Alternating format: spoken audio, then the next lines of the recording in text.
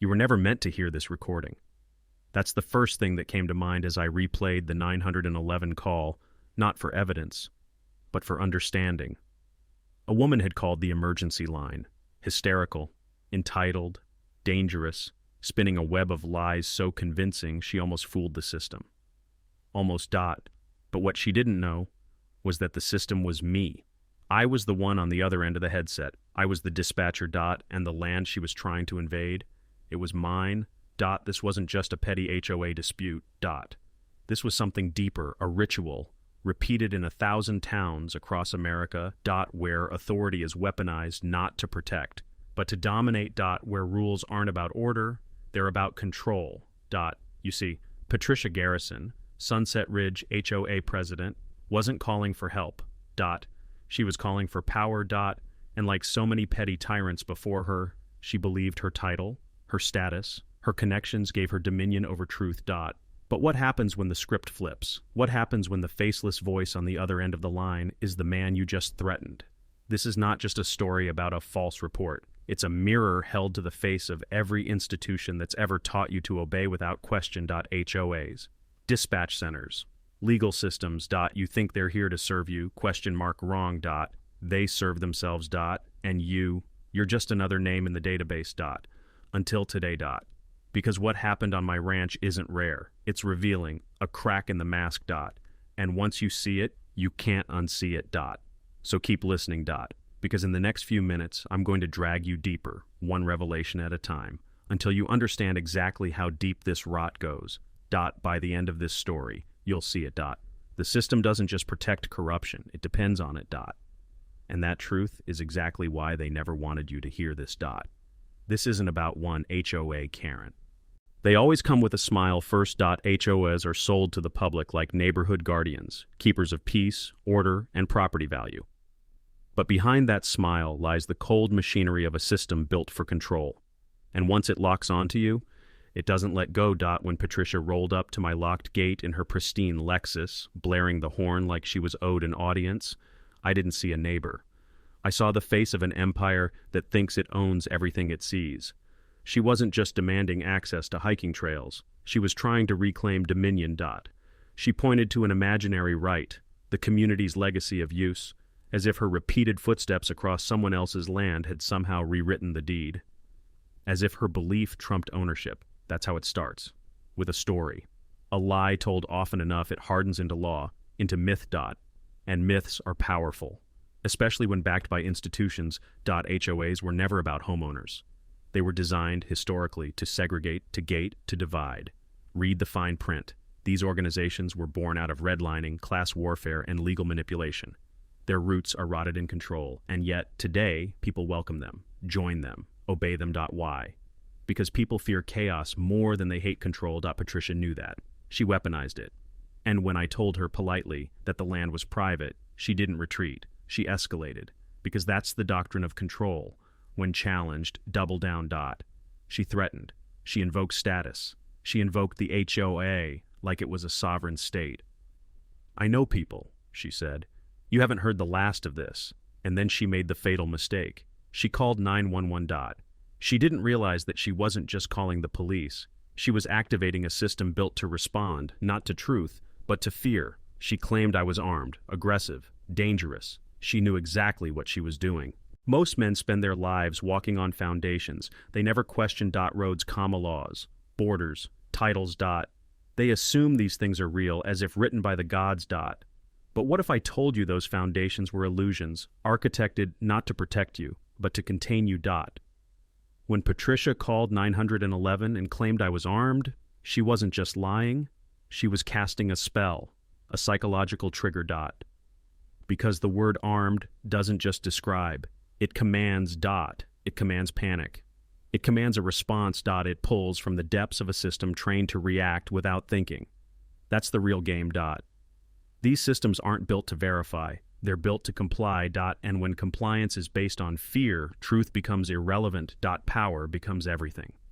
I sat at my dispatcher console, my own ranch visible through the window, listening to her describe me like a suspect in a crime drama. White male. Flannel shirt.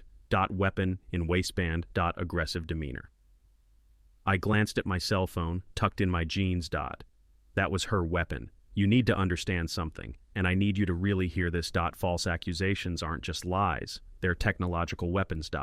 Because when they enter the system, they activate protocols. Protocols with real-world force behind them. A single lie can bring a helicopter, a SWAT team. An entire apparatus of armored compliance. And she knew that. People like Patricia don't need physical weapons. They have the ultimate one, institutional backing. And this is what separates the average citizen from the controllers. They don't fight fair. They don't fight visibly. They use laws like blades. They turn language into levers. But here's where the story shifts. Because while she thought she was pulling strings, she never realized I was the one holding the system's heart in my hands. I filed the report. I logged the data. I recorded everything. And then quietly, she stood at my gate, waiting for the cavalry she thought she controlled. Two cruisers rolled up. Blue lights flashing across my fields like a storm was coming. But the storm wasn't on my land. It was sitting in the driver's seat of a silver Lexus, gripping the wheel like it was a throne. She leapt out, finger extended like a weapon. That's him. That's the man who threatened me. She didn't see my badge, didn't recognize my voice, didn't understand that the man she tried to destroy was the gatekeeper of her own unraveling. Because when Deputy Anderson stepped forward, he didn't greet her like a victim. He greeted her like a suspect. The moment I raised my work badge and introduced myself as the dispatcher on shift, something behind her eyes broke. You could see it, clear as daylight. The realization that her magic spell hadn't worked. Her voice lost its edge. Her arms folded across her chest. She tried to pivot, to make it about confusion. Maybe I was mistaken about the weapon, she stammered. But it was too late. The lie had already been spoken into the machine. And the machine remembers. I played them the 911 recording. Her voice, shrill and authoritative, echoing from my phone. False claims. Manufactured fear. Weaponization of language. Then came the final blow. Security footage. Audio. Video. Time-stamped truth. The deputies watched every frame. Her arrogance at the gate. My calm response. The absence of aggression. The absence of a weapon. Reality versus her delusion. Evidence versus her ego. And in that moment, the system she thought she controlled turned against her. Deputy Anderson stepped forward. Voice low. Controlled. Icy. Ma'am, you're under arrest for filing a false police report and criminal trespassing. That's when she broke. The queen in her castle, reduced to panic. Her mouth moved faster than her mind. You can't do this. I'm the HOA Prairie. Control isn't just about authority, it's about illusion, and her illusion shattered the moment steel touched her wrists. But here's the part no one tells you. When false power is exposed, it doesn't disappear. It infects everything it touched. In the days that followed Patricia's arrest, her HOA kingdom crumbled. The Sunset Ridge Board held an emergency meeting, behind closed doors, but word spreads fast when shame is involved. They didn't gather to protect her. They gathered to contain the fallout. Turns out Patricia had been more than just overzealous. She'd been diverting HOA funds. Using neighborhood dues to fund legal research into my land. Without board approval. Trying to manufacture an easement claim where none existed. Hiring cut-rate lawyers in secret. All under the guise of community access. This wasn't just personal trespass. It was an institutional breach. And when they realized how deep her self-righteous sabotage went, they turned on her. Unanimous vote. Removed from office. Stripped of her title, like a disgraced bureaucrat in some fallen regime. She'd overplayed her hand. Believed she was the system, only to be eaten by it. Her career didn't survive either. The real estate firm she worked for, gone. Fired. Because no company wants a liability with a mugshot and a reputation for lying to emergency services. But let me tell you the part that matters most. This wasn't just a downfall. It was a ritual unmasking.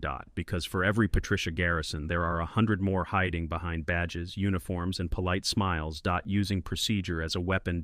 Using community as a leash. And it's not just HOAs, it's school boards. Town councils. Permits, zoning codes, grant committees, micro-kingdoms built to keep you compliant. You think you're free? Freedom doesn't beg for permission. It defends its gate. That's what this was about from the beginning.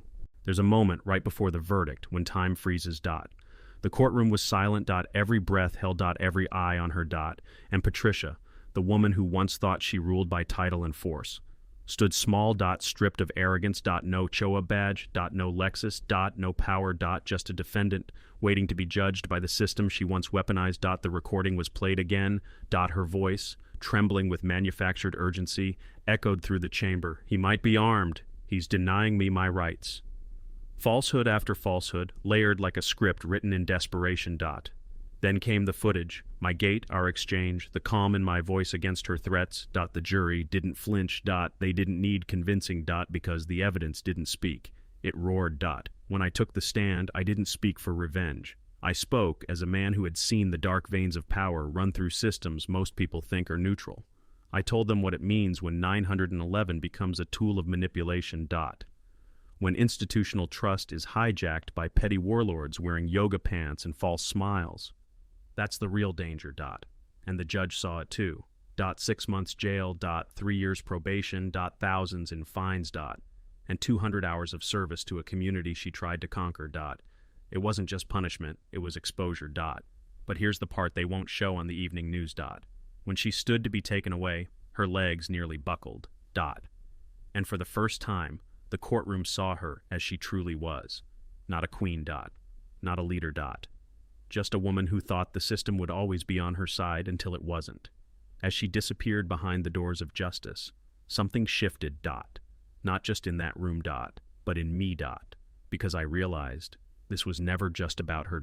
It was about the idea of her. The architecture of invisible control. The lies dressed as laws. The institutions that smile as they suffocate.